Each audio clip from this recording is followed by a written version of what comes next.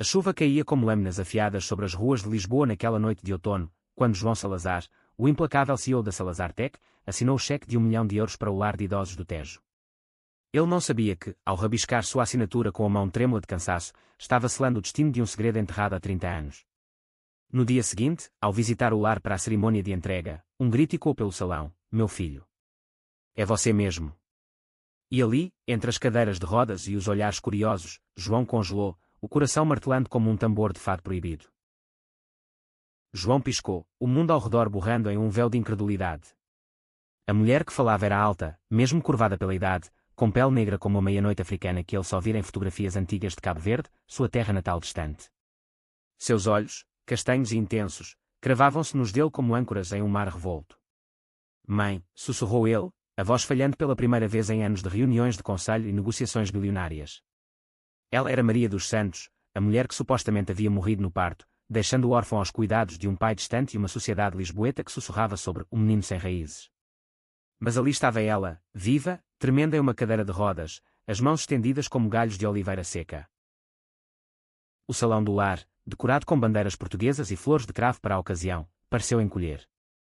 Os funcionários pararam, os residentes viraram cabeças enrugadas, e o diretor do lar, um homem rechonchudo chamado Sr. Mendes, gaguejou: "Sr. Salazar, esta é a Dona Maria." Ela mencionou algo sobre um filho perdido, mas nunca imaginamos. João não ouviu o resto. Ele se ajoelhou, ignorando o terno Armani encharcado de emoção, e tocou o rosto dela, traçando as rugas como mapas de uma jornada que ele nunca mapeara. "Como? Porquê? Eu pensei que você estava morta." Maria chorou, lágrimas escorrendo como dor em cheia, e sussurrou: "Eu fugi, meu amor. Para te proteger deles. E de mim mesma." Enquanto o mundo de João desabava em fragmentos de memórias falsas, ele se lembrou do pai, António Salazar, não o ditador histórico, mas um homónimo amargo, um banqueiro conservador que criara o filho com punho de ferro e olhares de desaprovação. Aos 18 anos, quando João confessara seu amor por Miguel, o primeiro namorado, um artista de rua com tatuagens e sonhos livres, António o expulsara de casa com uma única frase: "Você não é meu sangue." Sua mãe era uma aberração africana que nos envergonhou. João fugira para a universidade em Coimbra, construíra um império na tecnologia, mas carregava aquela ferida como uma cicatriz invisível. Agora, com Maria ali, o passado se erguia como uma onda de tsunamis. Eles a levaram para uma sala privativa, longe dos olhares. Maria, com voz rouca de anos de silêncio, contou fragmentos. Nascida em São Vicente, Cabo Verde, viera para Portugal nos anos 70 como enfermeira, sonhando com uma vida melhor. Encontrara António em uma festa no Bairro Alto, um romance ardente que desafiava as sombras do colonialismo recente. "Ele me amava, João. Mas quando você nasceu, mestiço e perfeito, a família deu os sussurros sobre raça impura, sobre escândalos. E então, eu descobri que era lésbica, meu coração batia por uma colega de trabalho, a Ana, que me via de verdade." João engoliu em seco. Sua mãe, uma mulher que era em uma era de ditadura moral, havia fingido a morte para escapar, deixando o filho para trás, mas mandando cartas anônimas que ele nunca recebera. A doação milionária, irônica, fora a ideia de Pedro, o parceiro de João há 5 anos. Pedro era um ativista pelos direitos LGBTQ+, em Lisboa, com dreadlocks loiros e um riso que iluminava as noites chuvosas do Chiado. "Faça isso pelo seu pai, amor", dissera ele na cama, traçando círculos no peito de João. Ele odiava os velhos esquecidos, como odiava nós. João rira, mas assinara, pensando em redenção póstuma. Agora, Pedro chegara ao lar, alertado por uma mensagem urgente, e encontrou João abraçado à mãe, os três formando um triângulo improvável de cor, dor e esperança. Mas o reencontro não era conto de fadas. Enquanto caminhavam pelos jardins do lar, com o sol de inverno filtrando através das laranjeiras, Maria revelou mais: "Eu não fugi só por amor, João. Seu pai. Ele batia em mim. E quando soube da Ana, ameaçou-nos mandar de volta para a África, como prisioneiras." João sentiu raiva borbulhar, um vulcão adormecido. Ele, que construíra uma empresa inclusiva, com políticas antidiscriminação que Pedro ajudara a moldar, agora via o pai, morto há 10 anos, como um monstro que separara sua família. "E você me deixou acreditar que era morta. Eu cresci sozinho, odiando minha pele, meu desejo por homens, achando que era maldição sua." Pedro interveio, sua mão firme no ombro de João. "Ei, respira. Isso é o começo, não o fim." Ele era o âncora, o homem que ensinara João a amar sem medo, em uma Lisboa que ainda murmurava contra casais como eles nos transportes públicos. Mas naquela tarde, enquanto Maria contava de Ana, morta de AIDS nos anos 80, sem nunca terem se beijado abertamente, um conflito surgiu. Um residente idoso, um antigo militar chamado Domingos, gritou do banco: "Olha só, o maricas rico trazendo a preta de volta.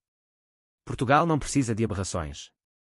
As palavras cortaram como navalhas, e quando preconceitos que João pensara enterrados. João explodiu, avançando com punhos cerrados, mas Pedro o segurou, enquanto Maria, com dignidade cabo-verdiana, ergueu a voz: "Eu sou portuguesa, Domingos. E minha família também. Você lutou contra salazarismo, mas carrega o veneno dele no coração." O incidente abalou o lar, e o Sr. Mendes chamou uma reunião de emergência. João, furioso, ameaçou retirar a doação, mas Maria o deteve: "Não, filho. Fique. Mostra a eles o que o amor pode curar." Nos dias seguintes, João mergulhou em um turbilhão emocional. Ele contratou detetives para mapear a vida de Maria. Após fugir, ela vivera em segredo no Alentejo, trabalhando como costureira, amando à distância uma nova parceira, Isabel, que morrera jovem de câncer. Cartas para João, enviadas para a casa do pai, foram queimadas por Antônio. "Ele me odiava por ser quem era, negra, quer, livre", confessou Maria em uma noite chuvosa, enquanto bebia um chá de hortelã no quarto dela, decorado com colchas de retalhos coloridos. João chorou pela primeira vez desde a morte de Miguel, seu primeiro amor, vítima de um acidente de carro há 10 anos. "Eu me casei com o trabalho, mãe. Pedro me salvou, mas eu ainda sinto o vazio." Pedro, sentindo a tensão, organizou uma viagem surpresa para Sintra, os três juntos em um carro alugado, serpenteando pelas estradas sinuosas sob neblina mística. Ali, entre os palácios de contos de fadas, conversas fluíram. Maria falou de sua juventude em Cabo Verde, danças de morna que faziam o coração sangrar de beleza, e de como o amor por mulheres a libertara das correntes do casamento forçado. João compartilhou suas lutas, o board da empresa questionando sua orientação pessoal, em sussurros, um ex-namorado que o traíra por medo de exposição. Pedro, o otimista, ria: "Vocês dois são teimosos como mulas alentejanas. Mas olhem, estamos aqui, inteiros." Porém, o primeiro grande conflito irrompeu quando João recebeu uma ligação do escritório. Um investidor conservador, ligado à família do pai, ameaçava puxar fundos se soubesse da história pessoal de João, agora amplificada pelo escândalo no lar. "Eles sabem da doação, e dos rumores sobre sua mãe", disse o CFO, voz trêmula. João desligou, o pânico subindo. Maria, ouvindo, disse: "Deixa-os ir, filho. O dinheiro não cura almas." Mas João, ferido, acusou-a: "Fácil para você dizer, que viveu escondida. Eu lutei para ser aceito, e agora você bagunça tudo." A briga os separou por dias. João voltou a Lisboa, mergulhando em reuniões, enquanto Pedro tentava mediar. Em uma noite solitária no apartamento com vista para o castelo de São Jorge, João encontrou uma caixa velha, fotos antigas, uma delas dele bebê nos braços de Maria e Ana, sorrindo em um piquenique no Monsanto. Lágrimas vieram, e ele ligou para Pedro: "Eu a magoei. Como meu pai." Pedro, sempre o farol, respondeu: "Volte. O amor não é linear, amor. É como o fado, dor e glória entrelaçadas." O reencontro aconteceu no lar, sob um céu estrelado. Maria perdoou, mas com uma condição: "Me ajuda a contar minha história. Escreva um livro, ou um documentário. Para que outros como eu não se escondam." João hesitou. Exposição significava risco para a empresa, para seu relacionamento. Mas Pedro, beijando-o suavemente na testa, disse: "Nós somos mais fortes juntos. Lembra da Marcha do Orgulho em 2010? Gritamos: amor é amor, apesar das pedras." Inspirado, João concordou. Enquanto isso, um subplot se desenrolava. Sofia, uma enfermeira jovem e lésbica no lar, confidenciara a Maria sobre seu medo de virar fora pela família católica. Maria, mentorando-a, a encorajava: "O tejo flui, Sofia. Deixe seu amor fluir também." Sofia, atraída pela força de Maria, desenvolvia uma amizade profunda, e quando os amores passados da idosa. Quando Sofia enfrentou demissão por conduta imprópria após ser vista com a namorada, João interveio, usando sua influência para salvá-la, transformando o lar em um bastião de inclusão. O clímax se aproximava com a cerimônia oficial da doação, agora ampliada para incluir um centro de apoio LGBTQ+ para idosos. Mas na véspera, um twist chocante: um advogado contatou João com papéis do pai, revelando que Antônio, em leito de morte, deixara uma carta para Maria, pedindo perdão, confessando seu próprio amor reprimido por um amigo de juventude, um segredo que o consumira em ódio. "Ele era como nós, quebrado", leu João em voz alta, voz embargada. Maria chorou. Então, perdoe por mim, filho. O ódio é uma prisão. Na cerimônia, sob aplausos, João discursou: esta doação não é caridade. É reparação. Para mães perdidas, filhos rejeitados, amores silenciados. Ele beijou Pedro publicamente, desafiando olhares, e abraçou Maria, o flash das câmaras capturando o momento. Mas o verdadeiro teatral veio depois. Em particular, Sofia propôs a Maria uma viagem a Cabo Verde, e João, tocado, revelou seu plano: vender parte das ações da empresa para fundar uma fundação em nome de Ana e Isabel. A calmaria pós-cerimônia durou pouco. 2 semanas depois, um escândalo explodiu nos jornais de Lisboa. CEO gay revela segredo familiar chocante: mãe morta era quiere africana. Fotos granuladas de Maria jovem com Ana vazaram, provavelmente de um parente rancoroso do pai. A Salazar Tech perdeu 15% em ações overnight, e o board exigiu a renúncia de João. Isso afeta a imagem da marca, rosnou Sherman, um homem de bigode grisalho que cheirava a conhaque e tradição. João, no escritório envidraçado overlooking o Rocio, sentiu o chão tremer. Pedro, ao seu lado, apertou sua mão: lute, amor. Ou saia com dignidade. Mas o pânico era um velho conhecido. Ele se lembrou da noite em que Miguel morrera, o carro capotando na e ele sozinho no hospital, recusando-se a chorar. Eu não posso perder tudo de novo, murmurou. Maria, visitando o apartamento pela primeira vez, um loft moderno com arte quier nas paredes, ouviu e disse: você já perdeu o suficiente por mentiras. Seja a verdade agora. Inspirado, João convocou uma coletiva de imprensa no Terreiro do Paço, sob a estátua de D. José I. Com Maria ao lado em uma cadeira de rodas adaptada, e Pedro segurando sua mão, ele falou: minha família é diversa, negra, branca, quier, hétero. E a Salazar Tech será assim, ou não será? A multidão de repórteres, misturada com ativistas do movimento BLM Portugal e da ILGA, aplaudiu. Mas um repórter hostil gritou: e os acionistas? Você os trai por um passado inventado. João rebateu: não inventado. Enterrado. E agora, desenterrado para respirar. O twist veio de Sofia. Ela descobrira que o vazamento viera de Domingos, o residente preconceituoso, que, em delírio de demência, enviara fotos roubadas de álbuns de Maria para um tabloide. Confrontado, o velho confessou: eu via nela o que odiava em mim, fraqueza. Maria, em um ato de graça, perdoou publicamente, convidando-o para uma sessão de contação de histórias no lar, onde ele, relutante, compartilhou memórias de guerra na África, revelando um amor não dito por um soldado companheiro. O medo nos torna monstros, admitiu ele, e o lar, outrora dividido, começou a curar. Enquanto isso, o relacionamento de João e Pedro testava limites.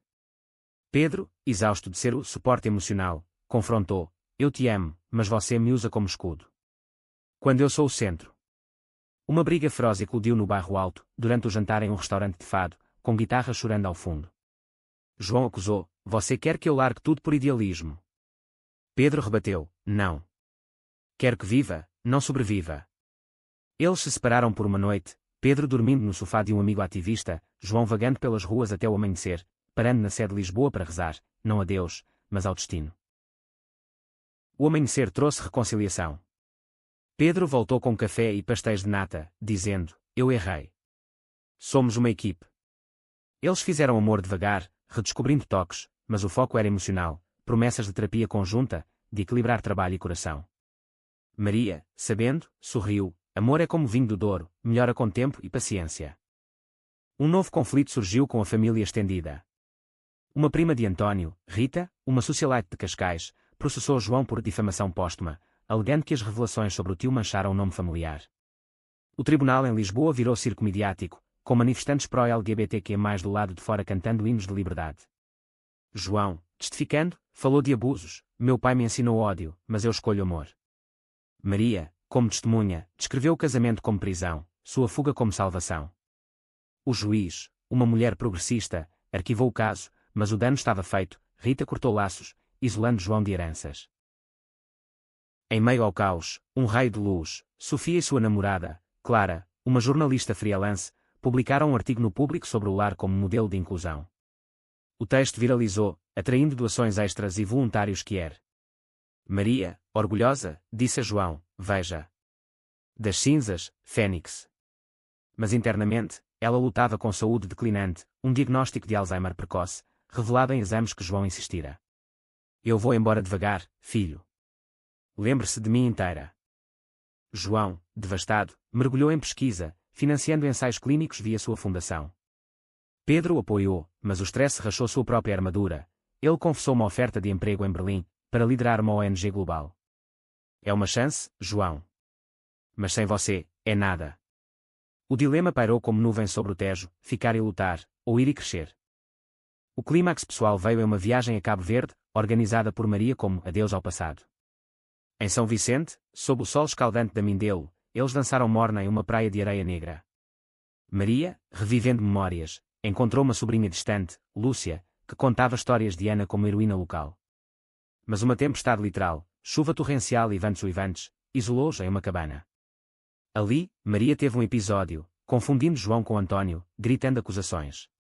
Você me matou. Pedro acalmou-a com canções de Cesária Évora, mas João quebrou. Eu não aguento perdê-la de novo. De volta a Portugal, a decisão de Pedro veio como soco. Ele aceitou Berlim, mas com uma condição: casamento. Não por lei, mas por nós. Antes que o mundo nos separe. João, em lágrimas, aceitou, planejando uma cerimônia discreta no Palácio da Pena. Mas o twist final, durante os preparativos, Rita reapareceu, não com ódio, mas com uma carta do pai revelando uma doação secreta para Maria, nunca entregue. Ele se arrependeu, disse ela. Me perdoe por ser cega. A cerimônia, em um dia de sol radiante, uniu todos, João e Pedro trocando votos sob arcos de flores, Maria como madrinha, Sofia e Clara como damas, até Domingos na plateia, aplaudindo. Mas o verdadeiro fechamento foi privado. Maria, lúcida por um momento, sussurrou a João: você é a minha maior doação, filho. A.M.E. sem medo. Meses passaram, e o casamento trouxe uma estabilidade frágil. João renunciou ao CEO, passando o bastão para uma sucessora Kier, focando na fundação que agora expandia para centros em Porto e Faro. Pedro, antes de partir para Berlim, treinava João em advocacy, fale com o coração, não com números. Mas a separação física testou-os, chamadas noturnas entre fusos, ciúmes de colegas de Pedro, um mundo mais aberto mas ainda hostil. Maria piorava, mas o lar, revitalizado pela doação, tornava-se farol. Sofia liderava workshops sobre identidade, onde residentes compartilhavam segredos, um viúvo gay, uma lésbica viúva de Salazar. Um conflito surgiu quando o governo cortou fundos para idosos, ameaçando fechamentos. João mobilizou, petições online coletando 50.000 assinaturas, mas um político conservador, e quando velhos fantasmas, atacou, dinheiro de maricas para aberrações estrangeiras. O contra-ataque veio de Lúcia, a sobrinha de Cabo Verde, voando para Lisboa com um documentário sobre Maria e Ana, financiado por crowdfunding. Estreou no Festival de Cinema de Guimarães, lotado, com lágrimas e aplausos. Rita, redimida, doou joias familiares para a causa. Mas para João, o golpe foi pessoal. Em uma visita, Maria não o reconheceu, chamando-o de intruso. Ele saiu correndo, colidindo com Pedro, que voara de volta. Ela me esqueceu, soluçou João. Pedro, nunca. Memórias são camadas, a dela por você é a base. Um subplot floresceu com Sofia, sua relação com Clara azedou por pressões familiares, levando a uma separação dolorosa. Maria, em dia lúcido, aconselhou: amor não é posse. É soltar para voar. Sofia, inspirada, reconquistou Clara em um gesto romântico no cais do Sodré, com violinos e confissões ao luar. O grande C.A. Otral irrompeu com uma crise de saúde de Maria, pneumonia agravando o Alzheimer, hospital em Lisboa lotado. João e Pedro correram, encontrando-a delirante, murmurando morna. No quarto estéril, João leu cartas antigas de Ana, voz tremendo. Pedro cantou baixinho, e milagrosamente, Maria acordou, olhos claros: meus meninos. Obrigada por me trazerem de volta. Foram dias de vigília, com visitas de Domingos trazendo flores, Sofia orações, Lúcia histórias. Recuperada parcialmente, Maria exigiu uma festa da vida no lar, fado, danças cabo-verdianas, casais que dançando abertamente. Foi épico, mas durante, João recebeu notícia: Pedro fora promovido em Berlim, exigindo estadia permanente. Escolha, amor, venha, ou ficamos à distância. João, coração partido, hesitou. A fundação precisava dele em Portugal, Maria também. O twist decisivo veio de uma carta de Maria, ditada a Sofia: vá, João. Viva o amor que eu não vivi. Eu fico com minhas memórias. Chorando, João propôs a Pedro 2 bases, Lisboa e Berlim. Voos semanais, amor sem fronteiras. Pedro aceitou, selando com um beijo sob estrelas. O epílogo se desenha suave, Um ano depois, a Fundação salva 100 idosos Kier, Maria escreve memórias com a ajuda de Lúcia, Sofia casa com Clara em uma cerimônia no Tejo. João, em Berlim uma semana, Lisboa a outra, aprende equilíbrio. Em uma noite, de volta ao lar, ele e Pedro dançam com Maria uma valsa lenta, sussurrando, nós vencemos as sombras. Não, a história não acaba em paz tão cedo. Enquanto João navegava essa nova rotina transatlântica, um eco do passado ressurgiu com fúria renovada. Um ex-investidor da Salazar Tech, um homem chamado Vasco, que perdera fortunas com a queda das ações, processou João por fraude emocional, alegando que o escândalo familiar fora uma jogada de marketing para desviar a atenção de irregularidades financeiras fabricadas. Os tribunais de Lisboa fervilharam novamente, com manchetes sensacionalistas no Correio da Manhã, o imperador Kier cai, mentiras por dinheiro. João, em uma suíte de hotel em Berlim durante uma reunião da Fundação Europeia, leu a notícia no tablet, o café esfriando. Pedro, ao lado na cama desfeita, massageou suas têmporas, é vingança, não justiça.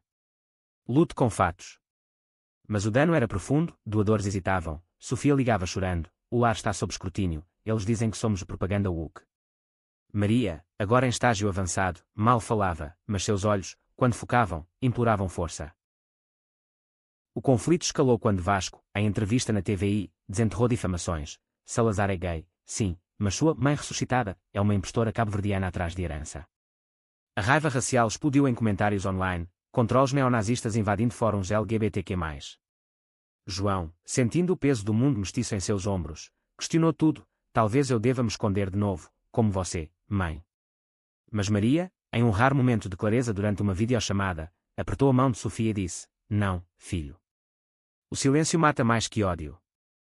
Pedro, o estratega, montou defesa, reuniu evidências de auditores independentes provando a integridade financeira, e convidou aliados, a ILGA Europa, ativistas negros de Lisboa como o rapper Slow J. Uma contramanifestação no Rossio reuniu milhares, bandeiras arco-íris misturadas com punhos erguidos contra racismo. Sofia, agora diretora adjunta do lar, testemunhou no tribunal, Dona Maria não é impostora, ela é pioneira. Domingos, redimido, depes a favor, eu fui o preconceituoso. João me ensinou perdão. O twist no tribunal veio quando Lúcia apresentou DNA, confirmando laços sanguíneos, e uma gravação antiga de António confessando abusos a um terapeuta. O juiz, impressionado, multou Vasco por calúnia, mas o verdito não apagou cicatrizes. João, exausto, colapsou em uma crise de ansiedade no banheiro do tribunal, Pedro o encontrando encolhido, hiperventilando. Eu falhei com todos, soluçou. Pedro, não. Você os salvou. Agora, salve-se. Terapia conjunta em Berlim ajudou, com um psicólogo que era explorando traumas, o abandono per se de Maria, o ódio internalizado do pai, a perda de Miguel. João aprendeu a vulnerabilidade como força, compartilhando em podcast da Fundação. Enquanto isso, Maria estabilizava com novo tratamento experimental financiado por João, ganhando meses preciosos. Em uma visita, ela e João cozinharam cachupa cabo-verdiana, rindo de memórias inventadas. Você é o tempero da minha vida, mãe. Um subplot romântico se entrelaçava. Sofia, pós-crise com Clara, encontrou consolo em uma nova amizade, com um voluntário atrás do lar, Tomás, um artista de rua como Miguel fora. Seu flerte tímido, cheio de olhares roubados durante sessões de arte-terapia, ecoava esperanças jovens. Clara, amigável na separação, encorajava, Amy é quem te vê agora. Sofia hesitou, temendo repetir padrões, mas Maria sussurrou, o coração é oceano, Sofia.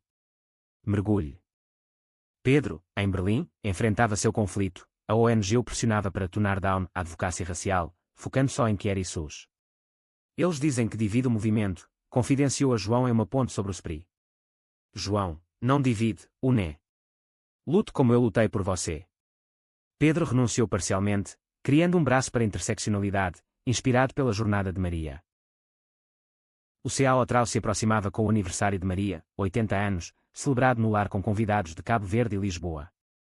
Mas na véspera, uma inundação pelo Tejo danificou o prédio, forçando evacuação. João, voando de volta, coordenou resgates, Pedro aqueando fundos de emergência via contatos. No ginásio improvisado como abrigo, a festa aconteceu mesmo assim, morna ao vivo, fado que era remichado, Maria no centro, rodeada de amor. Durante a dança, ela puxou João e Pedro, vocês são meu milagre. Mas prometa, vivam grande, sem arrependimentos. Lágrimas fluíram, e em um momento privado, Maria revelou um segredo final, Ana carregava nossa filha, perdida no aborto. Você tem uma irmã no céu, João. O choque uniu-os mais, transformando dor em legado. Com a inundação superada, a Fundação reconstruindo o lar com designs sustentáveis, azulejos ecológicos, João encontrou um ritmo. Ele dividia tempo entre Berlim e Lisboa, mas o puxão emocional era para Portugal, onde Maria declinava graciosamente. Pedro, adaptando-se, visitava mais, equilibrando amor e carreira. Somos nomados do coração, brincava ele, embalando João após noites de insônia. Um novo conflito emergiu de dentro. Lúcia, agora gerente da Fundação em Cabo Verde, acusou João de colonialismo benevolente, enviando ajuda sem consultar comunidades locais. Você dá peixe, mas não ensina a rede, disse em uma reunião virtual acalorada. João, ferido, rebateu, eu honro minha mãe. Mas Pedro mediou, ouça. É crescimento, não ataque. A resolução veio com uma viagem conjunta a São Vicente, onde João aprendeu redes comunitárias, integrando vozes cabo-verdianas na fundação. Lúcia tornou-se parceira igual, curando a ferida de privilégio branco adjacente. Sofia, enquanto isso, navegava seu romance com Tomás. Ele, trans não binário com poesias tatuadas nos braços, desafiava suas inseguranças. Eu não sou o outro, sou eu, e você me vê. Seu primeiro beijo, em um jardim secreto do lar, foi elétrico, cheio de promessas. Mas Clara, ex-namorada, reapareceu com ciúmes, espalhando rumores no staff. Sofia pula de cama em cama. O conflito dividiu o lar, com Maria intervindo. Amor não é competição. Clara, solte, Sofia, escolha com verdade. Clara, confrontada, confessou depressão pós-separação, levando a uma reconciliação platônica, amizade profunda, terapia compartilhada. Sofia e Tomás floresceram, planejando um futuro com a arte que era em mim dele. Domingos, em declínio, deixou uma herança surpreendente, sua medalha de guerra para o lar, com nota, para os guerreiros do amor. Para João, o golpe veio com saúde própria, estresse crônico revelando hipertensão, forçando cheque o PS. Em uma consulta no Hospital de Santa Maria, o médico avisou, como seu pai. O pânico de herdar não só genes, mas ódio, o paralisou. Pedro, voando de volta, o levou para um retiro em Évora, vinhas infinitas, conversas ao luar. Você rompeu o ciclo, amor. Seja o pai que ele não foi, para nós, para o futuro. Maria, sentindo o fim, ditou um testamento emocional, diários para João, receitas para Sofia, canções para Pedro. Eu fui livre no fim, graças a vocês. Seu último Natal, no lar decorado com luzes e colares de conchas cabo-verdianas, foi mágico, presentes handmade, histórias ao redor da lareira. Mas na virada do ano, sob fogos no Tejo, ela adormeceu em paz, sorrindo. O funeral, em uma capela no Lumiar, reuniu centenas, quer de todos tons, ativistas, família encontrada. João elogiou, ela fugiu de correntes, mas nos ensinou a voar. Pedro segurou sua mão, Lúcia cantou morna, Sofia leu poemas de Tomás. No cemitério, plantaram uma oliveira, símbolo de raízes profundas. Pós-perda, João canalizou dor em ação, expandiu a fundação para o Memorial Maria dos Santos, centros antidiscriminação em escolas. Pedro, promovido, convidou João para coliderar em Berlim, mas ele escolheu Lisboa, minha casa é aqui, com ecos dela. Eles comprometeram um futuro híbrido, visitando Cabo Verde anualmente. Um epílogo doce. 2 anos depois, em uma praia de Cascais, João e Pedro adotam um menino órfão mestiço, batizado Ana Maria. Sofia e Tomás abrem uma galeria quer, Clara torna-se terapeuta no lar. E em noites quietas, João sente Maria, o amor vence, sempre. A vida, porém, não segue roteiros lineares. Com a adoção de Little Ana Maria, um menino de 5 anos com cachos negros e olhos curiosos, resgatado de um orfanato no Algarve, João e Pedro mergulharam em paternidade inesperada. Ele tem o riso da vovó, dizia Pedro, bagunçando os cabelos do garoto enquanto preparavam bacalhau à brás na cozinha do loft. Mas desafios vieram. Ana Maria, traumatizado por perdas passadas, tinha acessos de raiva, quebrando brinquedos e gritando, vão embora, em noites de tempestade. João, equilibrando fundação e família, sentia culpa, estou repetindo erros, ausente como meu pai. Pedro, agora dividindo tempo entre Berlim e Lisboa, respondia com paciência, somos aprendizes, amor. Chamadas de vídeo contam. Terapia familiar ajudou, com Ana Maria desenhando família arco-íris, stick figures de João, Pedro, ele e um fantasma sorridente de Maria. Sofia, tia honorária, levava-o para oficinas de arte no lar, onde ele pintava ondas do Tejo cheias de peixes coloridos. Um conflito global irrompeu, A Fundação enfrentou boicote de doadores ultraconservadores após endossar uma lei anti-homofobia no Parlamento português. Vocês promovem agenda radical, e-mails furiosos. Lúcia, de Cabo Verde, alertou, eles atacam a interseccionalidade, queer e negro como alvo duplo. João, em uma cúpula em Bruxelas, defendeu, direitos não são à la carte. São para todos. Mas o stress reavivou sua hipertensão, hospitalizando-o brevemente. Pedro, ao leito, propôs, desacelera. Seja pai primeiro. O twist pessoal veio com Rita, a prima redimida, grávida e abandonada pelo marido por sua infertilidade, ela buscou refúgio em Lisboa. Eu era como António, cega ao amor além do sangue. João a acolheu, e durante o parto em um hospital do Chiado, Ana Maria visitou, tocando a mão do primo recém-nascido. Família cresce, murmurou Rita, lágrimas misturadas a suor. Sofia e Tomás enfrentavam seu C.A. Trau. A galeria que era em Lisboa atraía vândalos, pichações homofóbicas na fachada. Fode-se o amor livre, lia-se. Polícia investigava devagar, e Tomás, ferido, duvidou, talvez devêssemos nos esconder. Sofia, fogo cabo-verdiano de Marianela, organizou uma vigília noturna, artistas performando, quer dançando sob luzes. A mídia cobriu, transformando vandalismo em símbolo de resistência. Clara, agora amiga, ajudou com cobertura jornalística, curando velhas feridas. Para João e Pedro, a paternidade testava laços. Ana Maria, apegando-se mais a Pedro, papai das histórias, fazia João ciumento, ele me vê como um estrito. Uma briga explodiu após uma viagem de Pedro a Berlim sem eles, você escolhe trabalho de novo. Pedro rebateu, eu sustento sonhos nossos. Reconciliação veio em uma escapada ao Douro, vinhedos dourados, piquenique com queijos e vinhos, Ana Maria correndo entre videiras. Nós três, equipe invencível, juraram, beijando sob estrelas. O grande clímax coletivo, uma conferência anual da Fundação em Lisboa, homenageando Maria. Milhares compareceram, mas um protesto anti-LGBTQ+ invadiu, com cartazes e gritos. João, no palco com Pedro, Ana Maria no colo, falou, o ódio é barulho, amor é legado. Uma ativista infiltrada neutralizou o líder, revelando laços com Vasco, o ex-investidor, agora preso por fraude. Justiça poética. No aftermath, a família cresceu, Rita mudou-se para perto, se aparentando com apoio quer. Sofia e Tomás adotaram uma menina de Moçambique, expandindo o círculo. João, em uma noite calma no terraço, com Pedro e Ana Maria dormindo dentro, refletiu, de uma assinatura impulsiva, veio um oceano de amor. Anos fluíram como o Tejo sereno. Ana Maria crescia um adolescente vibrante, surfando em Carcavelos e questionando identidade, sou gay como vocês, papai. João e Pedro guiavam com histórias de Maria, ensinando que amor é espectro. A Fundação, agora global, salvava vidas, centros em Luanda, Maputo, Berlim, com Lúcia como CEO africana.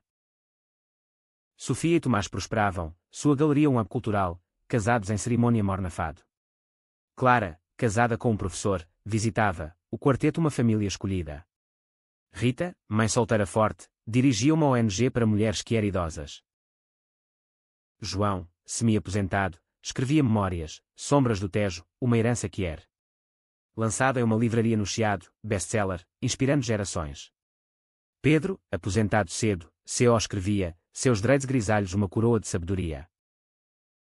Em um pôr do sol no Monsanto, João e Pedro, mãos entrelaçadas, assistiam Ana Maria voar pipa.